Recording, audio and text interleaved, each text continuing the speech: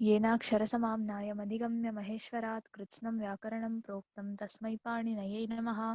वाक्यकारं वररुचिं भाष्यकारं पतञ्जलिं पाणिनिं सूत्रकारं च प्रणतोऽस्मि मुनित्रयं नमस्कृत्य तदुक्तिः परिभाव्य च वैयाकरणसिद्धान्तकौमुदीयं विरच्यते। सः प्रसादः सूचितः वा? तस्मै दूरवाणीं कृत्वा सूचयतु, सः जानाति वा न जानाति। एकवारं दूरवाणीं कृत्वा सूचयतु। एषः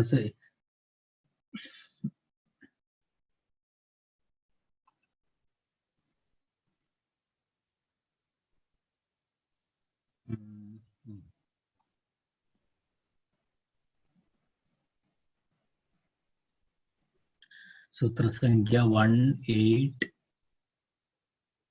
एव, right?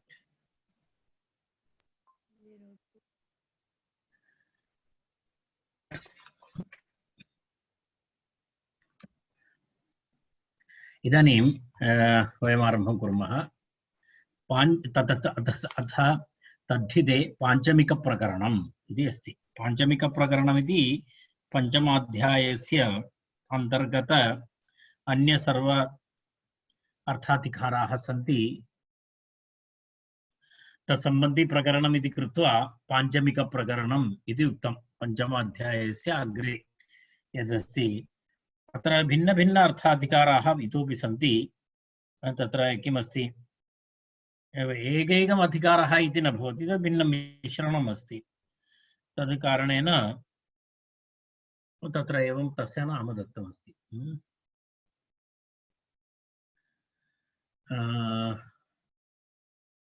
तत्र प्रथमं सूत्रमस्ति धान्यानां भवने क्षेत्रे खञ् इति प्रथमं सूत्रम्। धान्यानां भवने क्षेत्रे खञ्। भवनं भवन्ति भवति अस्मिन् इत्यर्थे भवनं।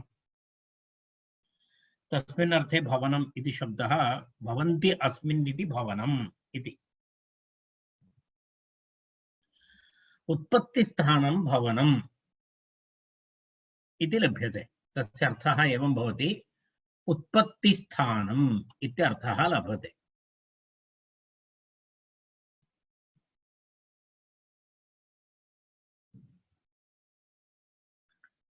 भवनम् इत्यर्थस्य तत्र धान्यानां भवने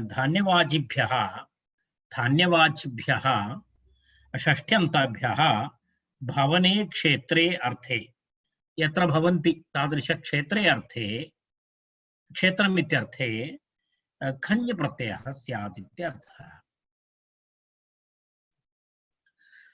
धान्यवाचिभ्यः शब्देभ्यः षष्ठ्यन्तेभ्यः क्षेत्रे अर्थे खञ् इत्यर्थः। क्षेत्रे अर्थे खञ् इत्यर्थः। भवन शब्दस्य भावल्युटन्तत्वे क्षेत्र शब्द समानाधिकरण्य अनुपपत्तेः आह। अर्थात् भवन शब्दात् भावार्थे ल्युट् प्रत्ययः अपि भवितुमर्हति। तर्हि भावार्थः अत्र नास्ति। अत्र तु अयम् अर्थः भवन्ति अस्मिन् इत्यर्थे भवनम् इति। तस्य भावार्थः नास्ति इति। भूधातुः उत्पत्तिवाचि। भूधातुः उत्पत्ति अपि अर्थः अस्ति खलु, भवति इति भूसत्तायां। भूधातुः उत्पत्तिवाचि। उत्पत्तिस्थानं भवनम् इत्यर्थः। भवनम् इति शब्दस्य विवरणं दत्तम्। उत्पत्तिस्थानं भवनम् इत्यर्थः। धान्योत्पत्तिस्थानं क्षेत्रम्। धान्योत्पत्तिस्थानं नाम क्षेत्रम्। केदारः क्षेत्रम् इत्यमरकोशः। तत्र केदारः क्षेत्रम् इति तावत् पर्याप्तं तत्र। तर्हि तद् दृष्ट्वा वयं पश्यामः भवन्ति अस्मिन् इति भवनम् इति अस्ति। तर्हि भवन्ति अस्मिन् इति भवनं मुद्गानां भवनं क्षेत्रं मौद्गीनम् इति उदाहरणम्। मुद्गानां मुद्गानां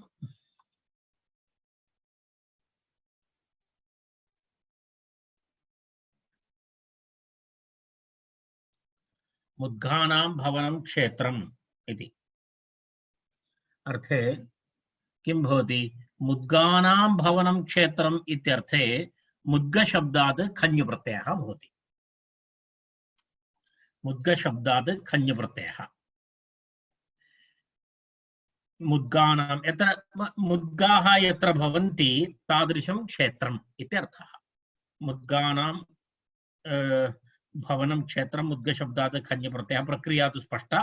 खञ्जप्रत्ययस्य ईन आदेशः आदिवृद्धि मुद्गा मौद्गा भवति। मौद्गा ईन यस्य चेदकारलोपः मौद्गीन इति मौद्गीनम् इति सुप्रत्ययः नपुंसकलिङ्गे मौद्गीनम् इति रूपं भवति। व्रीहिशाल्योर्ढक् इति अग्रिमं सूत्रम्। व्रीहिशाल्योर्ढक् समानार्थः धान्यानां भवने क्षेत्रे इति अनुवर्तते। अत्रापि यथा पूर्वं तद्धिताः ज्ञाप्रातिपदिकात् प्रत्ययः परश्च इत्यादि अधिकाराः तत्र शब्दद्वयं। व्रीहि शब्दः शाली शब्दः। तर्हि षष्ट्यन्त समर्थ धान्य विशेषवाची व्रीहि शब्दः तथा शाली शब्दः इति प्रातिपदिकद्वयं। व्रीहि इति प्रातिपदिकं तदा व्रीहि शब्दात् शाली शब्दात् च षष्ट्यन्तात् भवने अर्थे ठक् इत्यर्थः। व्रीहि शब्दात् शाली शब्दात् षष्ट्यन्तात् भवने अर्थे किं भवति? ठक् प्रत्ययः भवति। खञ्जः अपवादः एषः। खञ्ज प्रत्ययस्य अपवादः एषः। कारण तत्र सामान्य विवरणमासीत् धान्यानाम् इति। अत्र धान्य विशेषस्य विवरणमस्ति। व्रीहि शाली इति धान्य विशेषः। तर्हि यस्मिन् क्षेत्रे धान्यं भवति व्रीहि व्रीहि इति तण्डुलं धान् तत्र व्रीहीणां भवनं क्षेत्रम् इत्यर्थे व्रीहि शब्दात् ठक् प्रत्ययः भूत्वा ठक् प्रत्ययस्य एय आदेशः। तर्हि व्रीहि किं भवति? व्रीहि व्रैहि एय इकारलोपे वैह्रे वै व्री व्रैहेय शब्दः भवति। व्रैहेय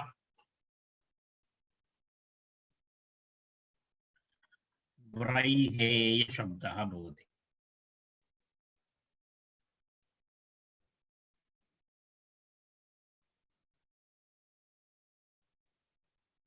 व्रैहेय व्रैहेय शब्दः एकः अस्ति। शाली शब्दः भवति चेत् शालेयम् शालेयम् इति शब्दः भवति। शालेयम् शाली इति शब्दः तस्मात् प्रत्यये ये आदेशे शालेयम् इति रूपम्। एवं रूपद्वयम् व्रीहि शाली।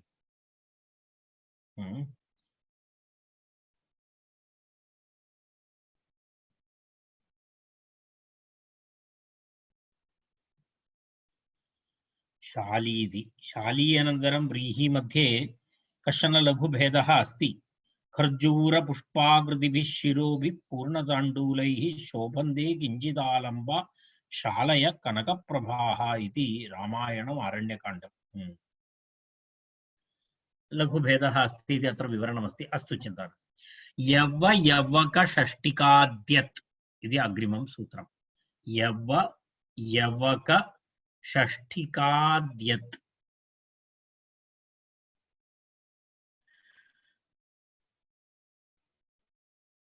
यदा तत्र यव शब्दः ज्वारि यवक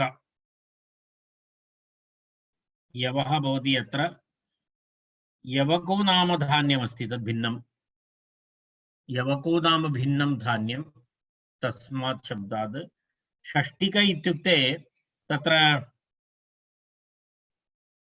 तत्र षष्टि परिमितं किमपि परिमाणवाचक शब्दः भवति। तावद् उत्पद्यमानं क्षेत्रं तावत् धान्यं यत्र उत्पादितुं शक्नोति। तत्र यदा एवं वदामः खलु वयं षष्टि षष्टि क्विंटल वा भवतु, षष्टि टन वा भवतु, तादृश तावत् धान्यम् उत्पादयितुं योग्यं क्षेत्रम् इत्यर्थे षष्टिक इति शब्दः।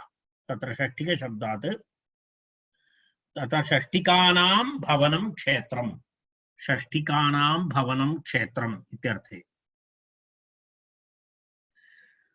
यवानां भवनं क्षेत्रम् इत्यर्थे किं कः शब्दः भवति? यव्यम्। यव शब्दादि यत् प्रत्यये यव्यम् इति शब्दः। यवानां भवनं क्षेत्रं यव्यम्। यवकानां भव्यं क्षेत्रं यवक्यम्। षष्टिकानां भवनं क्षेत्रं षष्टिक्यम्। षष्टिक्यम्।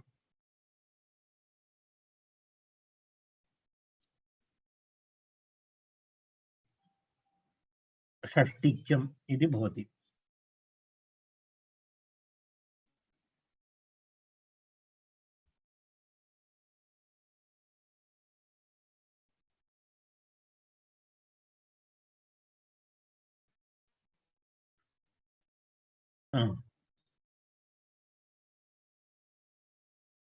अनन्तरं किमस्ति? विभाषा तिलमाशोमा भंगाणुभ्यः इति अग्रिमं सूत्रम्। किमस्ति?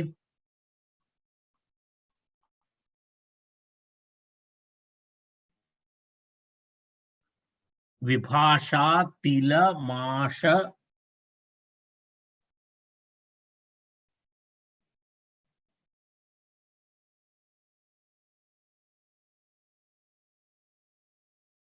एकनिमेषः।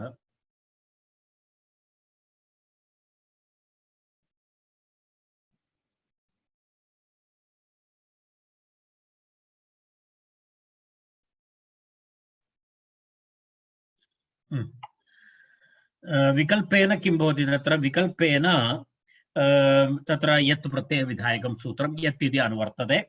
धान्यानां भवने क्षेत्रे इति अनुवर्तते। तद्धिताः ज्ञाप्रातिपदिकात् प्रत्ययः परश्च इति अधिकारः।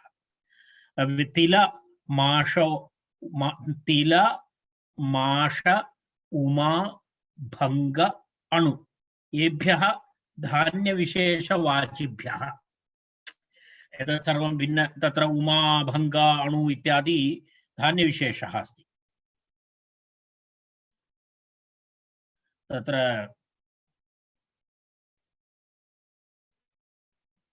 माशस्य तत्र किमपि अस्ति। तत्र उमा इति तत्र किमपि किं वदति भो तद् उमा इत्युक्ते एतद् वयं वदामः खलु। एक कृष्णवर्णस्य तद् भवति खलु, तस्य तैलमपि उत्पादयति। आल्शी आल्शी एवमस्ति खलु एकं धान्यं, तस्य तैलम् उत्पादयति। तदेवं फ्रै जवस। जवस् जवस् जवस् जवस् तदेव तदेव तद्भवति। तद् विभाषा तिलमाशोमा भंगाणुभ्यः इति तत्र एवमस्ति। भिन्न भिन्न एतदस्ति। भवन्तः अमरकोशं पश्यन्तु एतेषां शब्दानां विवरणाय। तर्हि एतेभ्यः सर्वेभ्यः शब्देभ्यः विशेषवाचिभ्यः किं भवति? एतेभ्यः विशेषवाचिभ्यः यत् प्रत्ययः विकल्पेन भवति।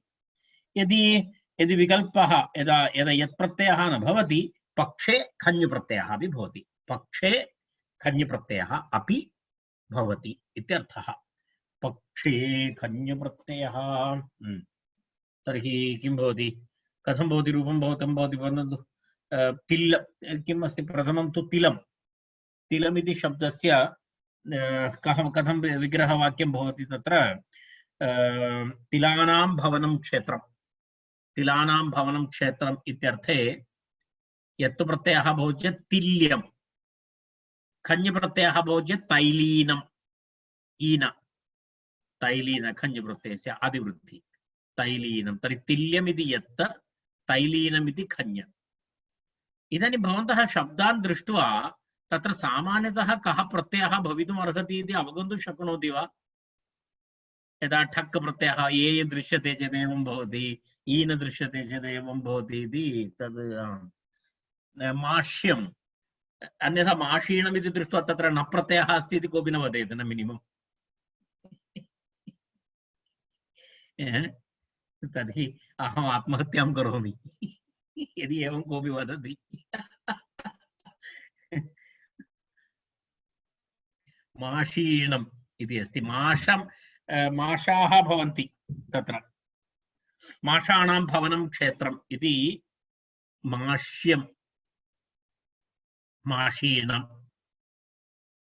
तदनन्तरम् उम्यम्, उमानां भवनं क्षेत्रम् इति उम्यम्, उमीनम्।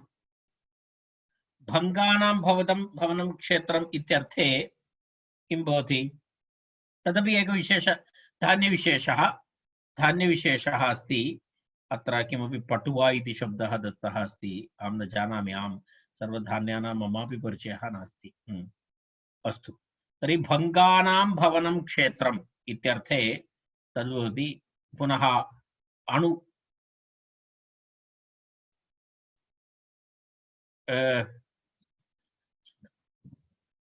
अणु इति अहं किं न जानामि, कोऽपि किमपि धान्यं स्यात्। हिंदी भाषायाम् अत्र चीना इति शब्दः दत्तः तस्य कृते। चीना इत्युक्ते किमस्ति अहं न जानामि, अमरकोशं पश्यन्तु अनन्तरम्। अस्तु, तर्हि अणुशब्दाद् यत् प्रत्ययः भवति चेत् अणव्यम् इति भवति, कारणम् उ अस्ति खलु, ओर्गुणः इति गुणः, अवादेशः वान्तोयि प्रत्यये। तदनन्तरम् आणवीनम् इति शब्दः भवति, खञ्जप्रत्ययः भवति। पुनः सर्वचर्मणः कृतः खखञौ इति, सर्वचर्मणः कृतः खखञौ इति। असामर्थ्येपि निपातनात् समासः इति तत्र उक्तमस्ति। सर्वचर्मण असामर्थ्येपि तत्र सर्वचर्म इति समासः भवति। वस्तुतः तत्र समासस्य कृते योग्यता नास्ति, सामर्थ्यं नास्ति, तथापि तत्र समासः निपातितः समासः अस्ति तत्र सर्वचर्मणः इति। तदेव तत्र असामर्थ्येपि निपातनात् समासः इति। तृतीया समर्थ तत्र पश्यतु, सर्वचर्मणः, सर्वचर्मन् शब्दात् तृतीयान्तात् चर्मणा सर्वं कृत इत्यर्थे खप्रत्ययः खञ् प्रत्ययः च भवतः। सर्वचर्मन् शब्दात् तृतीयान्तात् चर्मणा सर्वं कृतम् इत्यर्थे, पूर्णं सर्वं चर्मणा कृतम् इत्यर्थे खप्रत्ययः खञ् प्रत्ययः अपि भवति। चर्मणा निर्मितवस्तूनि भवन्ति खलु, बैग् वा तादृशं किमपि, सर्वचर्म इति। औचित्यादिह तृतीया समर्थविभक्ति, केवलम् औचित्यं वर्तते। ननु इह सर्वशब्दस्य कृते अन्वयात्, सर्वशब्दस्य अन्वयः वस्तुतः सर्वं कृतः इति अस्ति खलु, सर्वं कृतः इत्यर्थे, सर्वः कृतः इत्यर्थे सर्वशब्दस्य अन्वयः कृतः इति शब्देन सह भवति। चर्मणि अन्वयाभावः अस्ति, चर्मणा सह सर्वशब्दस्य अन्वयः नास्ति, चर्मणा सर्वं कृतः इत्यर्थः न, सर्वचर्मणा कृतः इति अन्वयः न भवति खलु। चर्मणा सर्वं कृतः इति सर्वशब्दस्य अन्वयः कृत इत्यनेन अस्ति, चर्मशब्देन सह नास्ति। तर्हि चर्मन् शब्देन सह नास्ति चेत् कथं तत्र समासः भवति? यदि सामर्थ्यं नास्ति, अन्वयः नास्ति, तर्हि समासः कथं भवति? समर्थपदविधि इति लक्षणमस्ति खलु, अन्वयः अपेक्षितः, तर्हि तद् नास्ति चेत् कथं भवति? तदेव सामर्थ्यात् चर्मणा समासः सम्भवात् कथं सर्वचर्मन् शब्दात् प्रत्ययः इत्यतः असामर्थ्येऽपि इति। सर्वश्चर्मणाकृत इति विग्रहवाक्यं, सर्वश्चर्मणाकृत इति विग्रहवाक्यं, चर्मणा कृष्णः कृतः इत्यर्थः। चर्मणा पूर्णं कृतः इत्यर्थः। तर्हि तत्रत्य समासः कीदृशः समासः अस्ति? निपातितः समासः इत्यर्थः। तर्हि सर्वश्चर्मणा कृतः भवतामस्ति किमपि वस्तुविशेषः पूर्णं तत्र अन्यत् किमपि मेटीरियल् नास्ति, सर्वं चर्म एव अस्ति। तर्हि सर्वः चर्मणा कृतः इत्यर्थे सर्वचर्मशब्दात् खप् प्रत्ययः। पश्यतु, खप् प्रत्ययस्य खञ् प्रत्ययस्य भेदः कः अस्ति? आदिवृद्धिः, अन्यत् किमपि नास्ति। खप् प्रत्ययः भवति चेत् सर्वचर्मीणः इति भवति, खञ् प्रत्ययः भवति चेत् सार्वचर्मीणः इति भवति। खञ् प्रत्ययः भवति चेत् नित् अस्ति इति कृत्वा आदिवृद्धिः भवति। सर्वचर्मन् शब्दः, सर्वचर्मन् शब्दात् खप् प्रत्ययः ईन आदेशः, सर्वचर्मन् खञ् ईन आदिवृद्धि सर्वचर्मणा कृते इति टिलोपः भवति। तत्र टिलोपः भवति, टिलोपः भवति सर्वचर्म ईन सर्वचर्मीण, सर्वचर्मीण एवं सार्वचर्मीण इति रूपद्वयम्, उभयत्रापि टिलोपः भवति।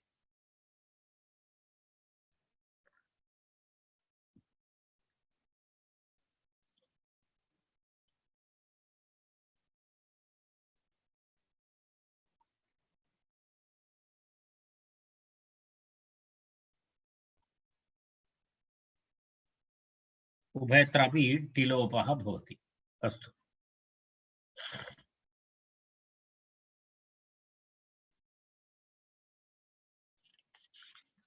अनन्तरं किमस्ति अग्रिमं सूत्रं? तर्हि सर्वचर्मिणः सर्वचर्मिण यथामुख सम्मुखस्य दर्शनः खः, यथामुख सम्मुखस्य दर्शनः खः।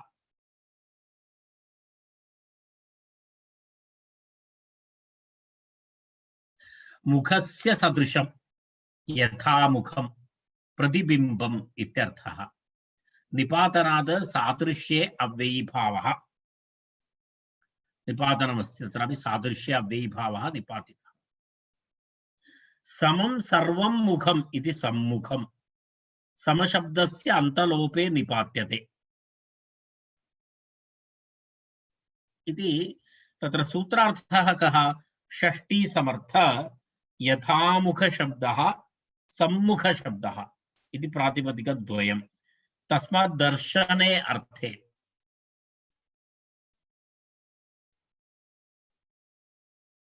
यथामुख सन्मुख आभ्यां षष्ट्यन्ताभ्यां दर्शनः इत्यर्थे खप् प्रत्ययः इति।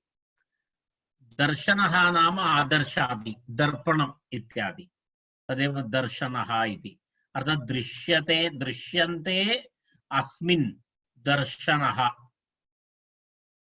आदर्शादि, दर्पणम्, आदर्शः, आलोकः इत्यादि अर्थे। तत्र एक प्रश्नः अस्ति, मुखस्य सदृशे यथामुखमिति कथम् अव्ययीभावः? यथा सादृश्ये इति सादृश्ये तन्निषेधात् इति।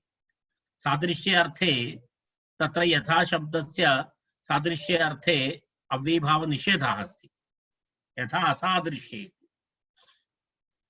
तर्हि तत्र आचार्यः वदति निपातनात् इति। अयं समासः तत्र अव्ययीभावः किं भवति? निपातितः इति तस्य आशयः। पुनः अग्रिमं किमस्ति? सन्मुखशब्दे आभिमुख्यार्थकस्य समित्युपसर्गस्य न प्रवेशः, तर्हि कथं भवति? किन्तु समशब्दस्य सर्वपर्यायस्य इत्याह समं सर्वं मुखं सन्मुखम् इति। समम् इत्यस्य विवरणमस्ति सर्वम् इति। समं सर्वं मुखम् इत्यत्र समम् इत्यस्य विवरणं दत्तमस्ति सर्वं मुखम् इति। समं च तन्मुखं च इति कर्मधारय समासः। समं च तन्मुखं च इति कर्मधारये सन्मुख शब्दः इत्यर्थः, सम्मुख शब्दः इत्यर्थः।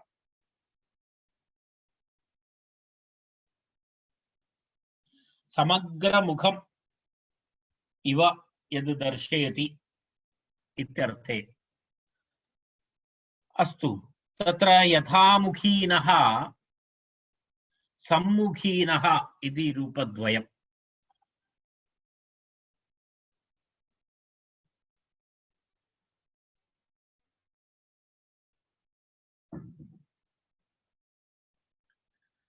यथामुखीनः सन्मुखीनः। यथामुखं दर्शनो यथामुखीनः खप् प्रत्ययः भवति। यथामुखं दर्शनो इति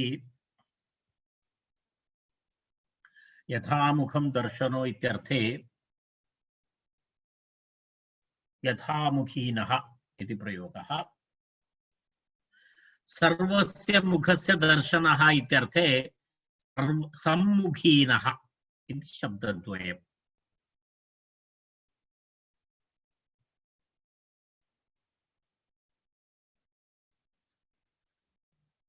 तत्सर्वादेः पथ्यंग कर्म किमस्ति कर्म पत्र पात्रं व्याप्नोति इति सूत्रम्।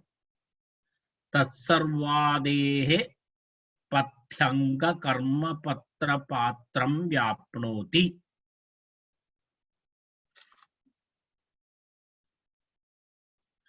तत् सर्वादेः पथ्यंग कर्म पात्र पात्रं व्याप्नोति इति खप् प्रत्ययः अनुवर्तते। पथ्यन्तान्त शब्दः सर्व आदि पथ्यन्त पथ्यन्त के शब्दाः भवन्ति तत्र द्वितीयान्त तत्र सूत्रार्थः भवति किं भवति द्वितीया समर्थ तत् इति अस्ति खलु। द्वितीया समर्थ सर्वशब्दपूर्वक पथिन् अंग कर्म पत्र पात्र प्रातिपदिकेभ्यः व्याप्नोति इत्यर्थे खप् प्रत्ययः स्यात् इत्यर्थः। खप् प्रत्ययः स्यात् इत्यर्थः। किं किं पश्यामः अत्र। पथिन् अंग कर्मन् पत्र पात्र येषां समाहारद्वन्द्वात् पंचम्यर्थे द्वितीया अस्ति। तत्र पंचमी अर्थे प्रातिपदिक विशेषणत्वात् तदन्तमिति। अस्तु, ग्रहणवता प्रातिपदिकेन तदन्तविधिर्नास्ति इति निषेधस्तु न। अस्तु, द्वितीयान्तं तद्व्याप्नोति इत्यर्थे इतः सूत्रार्थः अस्ति। तद्व्याप्नोति इत्यर्थे सर्वशब्दपूर्वपदकेभ्यः पथ्यंग कर्मपत्रपात्रेभ्यः प्रातिपदिकेभ्यः द्वितीयान्तेभ्यः खः स्यात् इत्यर्थः फलति इति तद्वस्तुतः किञ्चित् मनसि स्थापयतु। तद्व्याप्नोति इत्यर्थे व्याप्तं भवति इत्यर्थे सर्वशब्दपूर्वपदकेभ्यः पूर्वशब्दः सर्व, उत्तरशब्दः पथि अंग कर्म पत्र प्राप्त पात्र एते अन्तेभ्यः प्रातिपदिकेभ्यः द्वितीयान्तेभ्यः किं भवति खः स्यात् इत्यर्थः। खप् प्रत्ययः स्यात् इत्यर्थः। तत्र उदाहरणं प्रथमम् उदाहरणं सर्वपथीनः रथः सर्वपथान् व्याप्नोति। अर्थात सर्वपथान् व्याप्नोति इत्युक्ते सर्वप्रकारक मार्गेषु तत् चलितुं शक्नोति इत्यर्थे सर्वपथान् व्याप्नोति इत्यर्थे रथः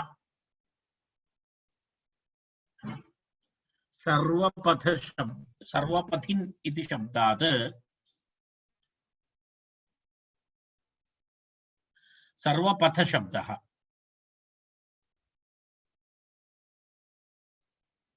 समासान्त अप्रत्ययः भवति खलु तत्र सर्वपथ शब्दः सर्वपथ सर्वपथ शब्दे पूर्वकालैक इति समासः ऋक्पूरब्धु पथामानक्षे इति तत्र समासान्त अप्रत्ययः भवति तेन कारणेन सर्वपथ इत्येव शब्दः भवति सर्वपथ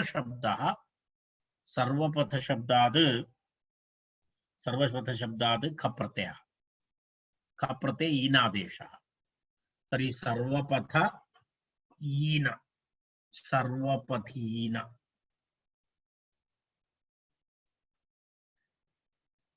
अंगशब्दः सर्वांगीणः एषः शब्दः बहु प्रसिद्धः सर्वांगीण विकास इत्यादिकं वयं वदामः खलु सर्वांगीणः अत्र उदाहरणमस्ति सर्वांगीणः तापः शरीरे पूर्णं तापः अस्ति तस्य कस्यचित् इति एकमेव उदाहरणम् अत्र दत्तम् सर्वांगीणः सर्वाङ्गशब्दः सर्वाङ्गशब्दात् ख प्रत्यये येन आदेशे सर्वाङ्गीण इति शब्दः भवति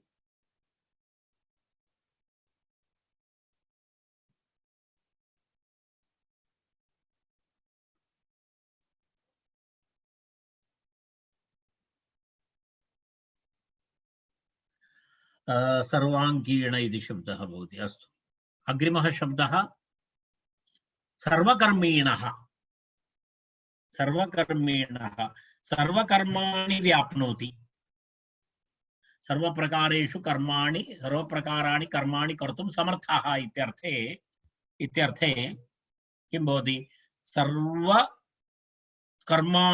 व्याप्नोति इत्यर्थे सर्वकर्मन् शब्दात् ख प्रत्ययः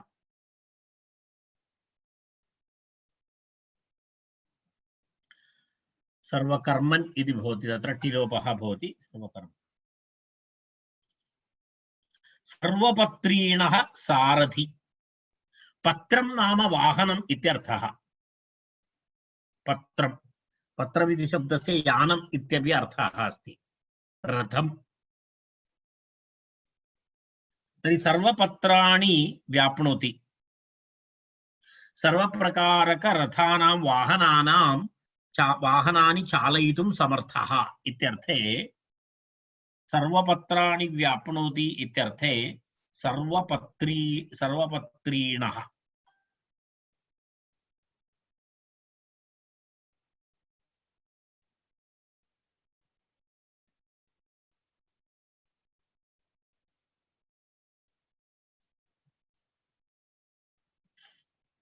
तदनन्तरं पुनः सर्वपात्रीणः इति शब्दः कस्मिन्नपि पात्रे पाकं कर्तुं योग्यं भवति तादृशं धान्यं भात् तर्हि किं भवति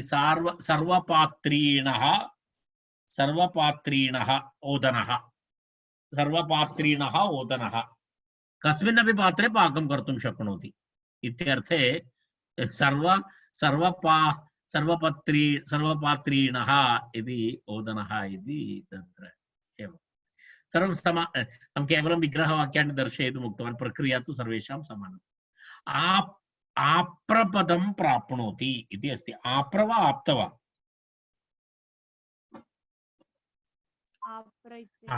आप्रपदं प्राप्नोति इति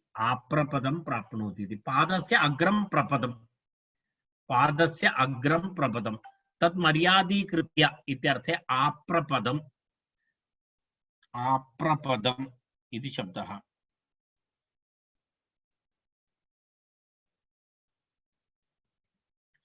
आप्रपदम् इति तत्र सूत्रार्थं पश्यामः पादाग्रं प्रपदम् आप्रपदम्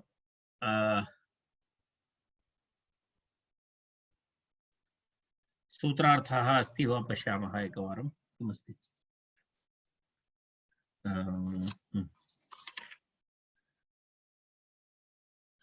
पादस्य अग्रं प्रपदं तन्मर्यादीकृत्य आप्रपदम् इति तावदेव दत्तमस्ति आप्रपदम् इत्यस्य आप्रपदम् इत्यव्ययीभावात् सूत्रार्थः अत्र मनोरमायाम् अस्ति। आप्रपदम् इत्यव्ययीभावात् द्वितीयान्तात् प्राप्नोति इत्यर्थे खञ् प्रत्ययः स्यात् इत्यर्थः।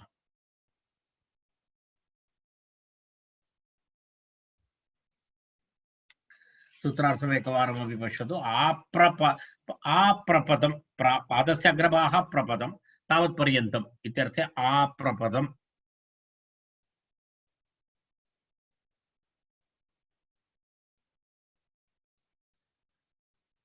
आप्रपदम् इति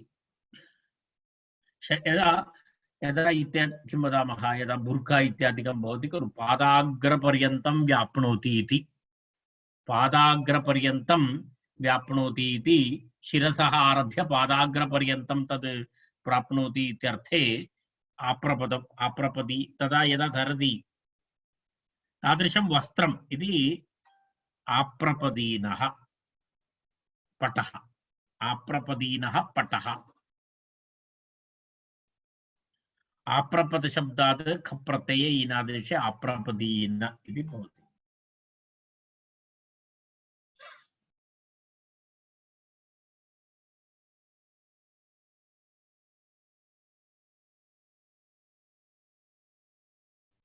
तदनन्तरं पुनः अग्रिमं तर्हि आप्रपदीनम् अभवत्। अग्रिमसूत्रं किमस्ति?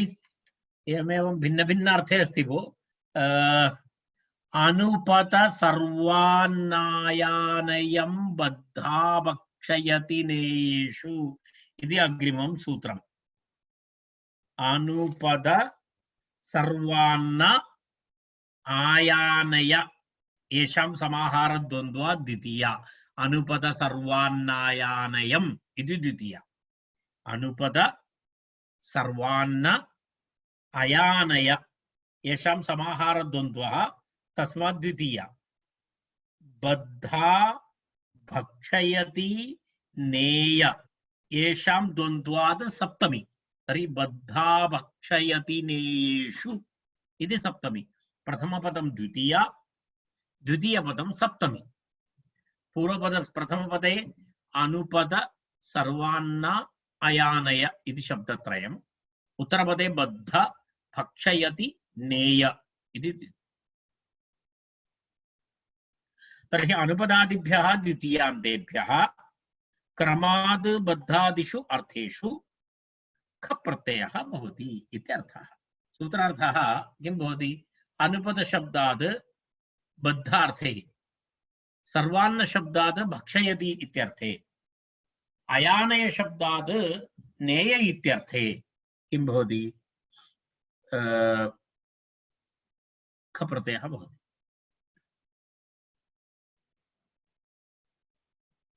ख प्रत्ययः भवति इत्यर्थः।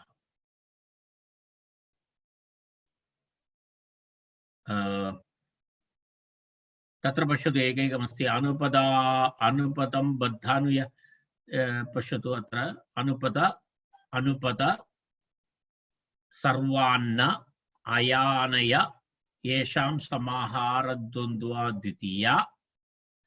बद्धा भक्षयति नेय येषां द्वन्द्वात् सप्तमी। तिङन्तस्य द्वन्द्वानुप्रवेशः। अनुपदादिभ्यः द्वितीयान्तेभ्यः क्रमाद् बद्धादिषु अर्थेषु ख प्रत्ययः स्यात्। अनुपदादिभ्यः द्वन्द्वान्तेभ्यः क्रमात् बद्धादिषु अर्थेषु खः स्यात् इत्यर्थः। अनुरायामे सादृश्ये वा इति तत्र विवरणमस्ति। अनुपदीनाम् उपानत्। अनुपदं बद्धा इत्यर्थे, अनुपदं बद्धा इत्यर्थे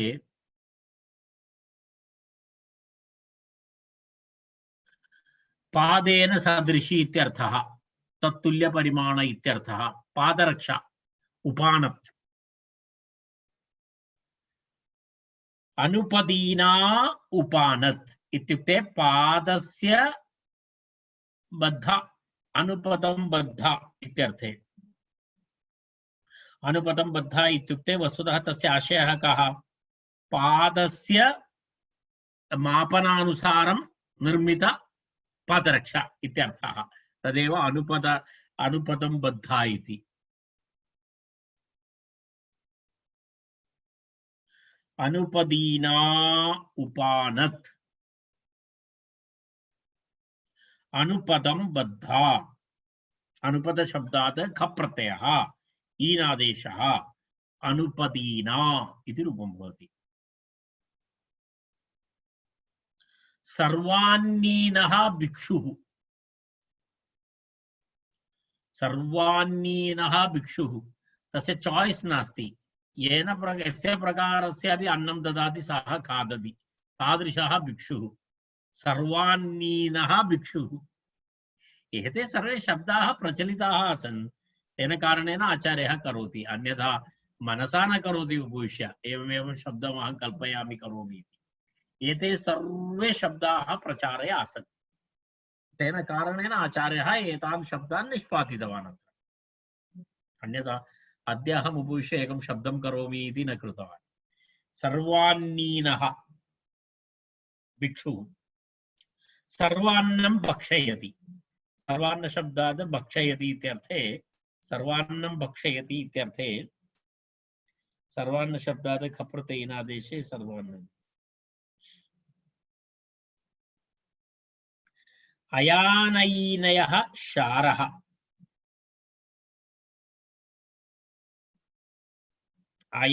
अयनं यदा चतुरङ्गक्रीडायाः विषयः एषः।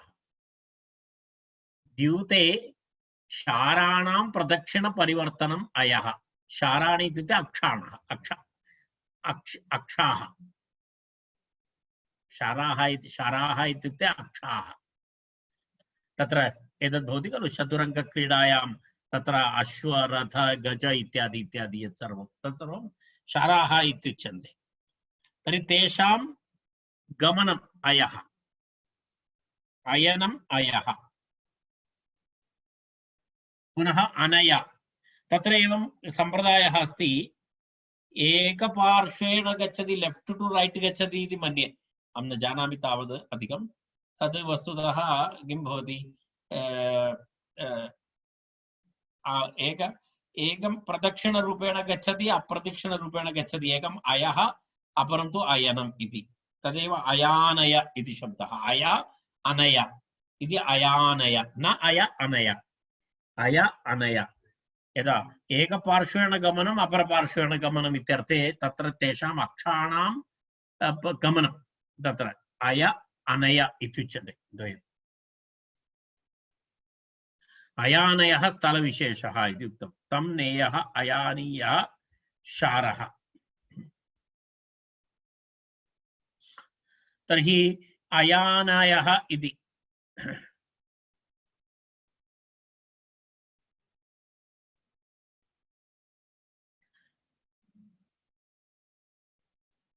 अयानयीन इति तद् सर्वं तस्य तद् गोटी तस्य यदस्ति तत्र तस्य नाम अस्ति अयानीयः। किञ्चित् अधिकं चतुरङ्गविशिष्टः शब्दः, चतुरङ्गक्रीडया सह सम्बन्धितः शब्दः एषः। चतुरङ्गक्रीडया सह सम्बन्धितः अयसहितः अनयः अयानीयः इति।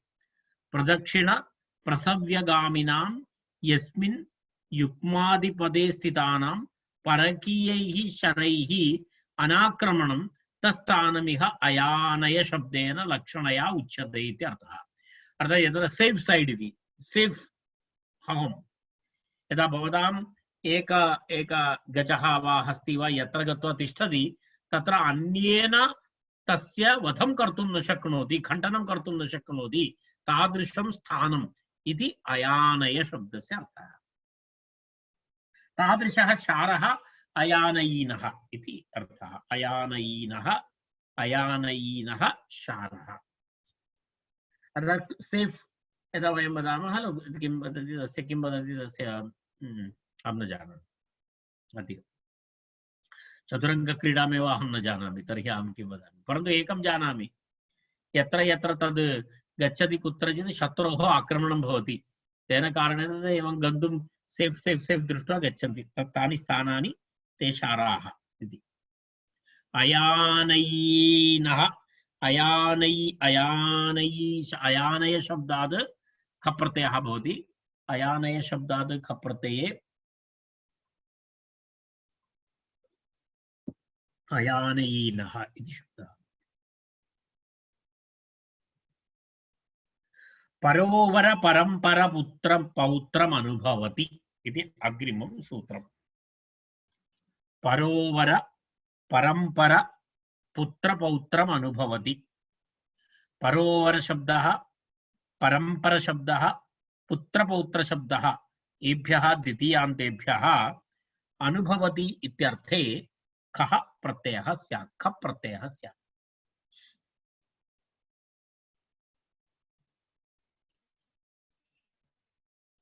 परोवर परंपर पुत्र पौत्र इति शब्दत्रयम् अनुभवति।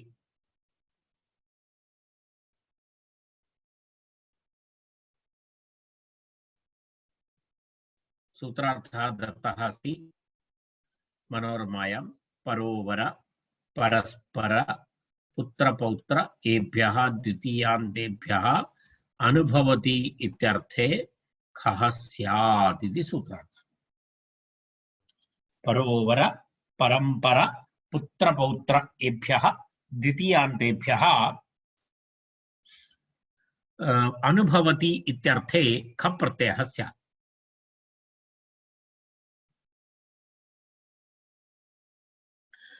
उदाहरणं परोवरीणः इति एकम् उदाहरणं।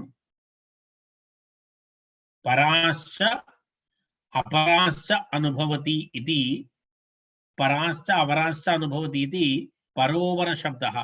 उत्तम जीवनमपि अनुभूतवान्, कष्ट जीवनमपि अनुभूतवान्, यदा उभयमपि अनुभवं करोति इत्यर्थे परोवर शब्दः।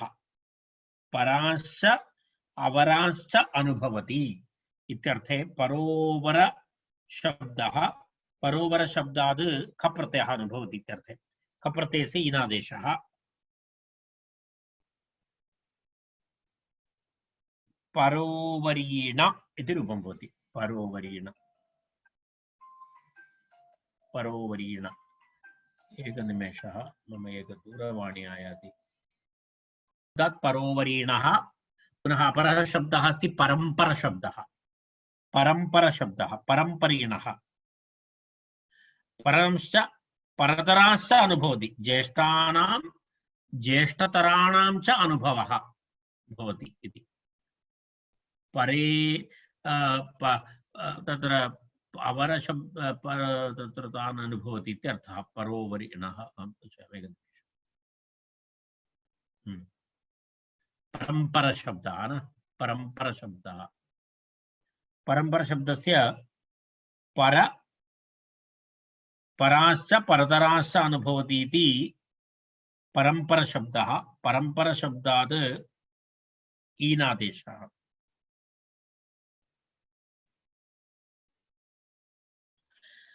परन्तु वस्तुतः पर परतर इति अस्ति। पर परतर इत्यस्य स्थाने परंपरा इति आदेशः निपातितः अस्ति वस्तुतः। पर परतर इति। त्वत्परतरं नान्यत् किञ्चिदस्ति धनञ्जय इति भगवद्गीतायाम् अस्ति। त्वत्परतरं नान्यत् किञ्चिदस्ति धनञ्जय। तर्हि पर परतर इति शब्दद्वयम्। एतयोः स्थाने आदेशरूपेण परंपर इति शब्दः निपातितः। निपातितः शब्दः सः परंपरः इति। तर्हि परंपर शब्दात् ख प्रत्यये ईन आदेशे परंपरीण इति शब्दः भवति। परंपरीण नकारस्य नत्वं भवति परंपरीण इति। तत्र इतोपि एकः शब्दः अस्ति पुत्रपौत्रीणः इति। पुत्रपौत्रान् अनुभवति। कश्चन वृद्धः रिटैर्ड् अभवत्, इदानीं सेवानिवृत्तः, पुत्रपौत्रादिकमस्ति गृहे, सर्वैः सह कोरोना एन्जॉय करोति, तर्हि सः पुत्रपौत्रीणः इति उच्यते। सर्वे गृहे भवन्ति खलु, वृद्धानाम् आनन्दः भवति, अन्यथा कोऽपि न प्राप्नोति वार्तालापं कर्तुमपि। तर्हि इदानीं कोरोना कालः इति सर्वे गृहे भवन्ति, अधिकं दूरं न गच्छन्ति। तेन सह अस्ति वृद्धः पुत्रपौत्रीणः इति। पुत्र तथा पौत्राणाम् अनुभवं करोति यः, पुत्रपौत्रान् अनुभवति इति पुत्रपौत्रशब्दात् खञ्जप्रत्यये इनादेशे पुत्रपौत्र इति शब्दः।